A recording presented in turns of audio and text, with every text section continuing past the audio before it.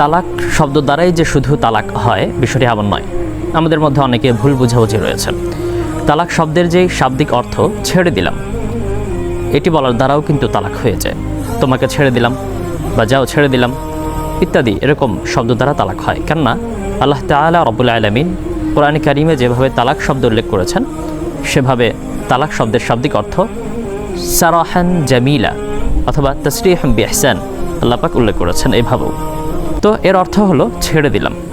তাই তালাক শব্দের ক্ষেত্রে ছেড়ে দিলাম শব্দটা সরিহ শব্দ বা তালাকের ক্ষেত্রে স্পষ্ট শব্দ।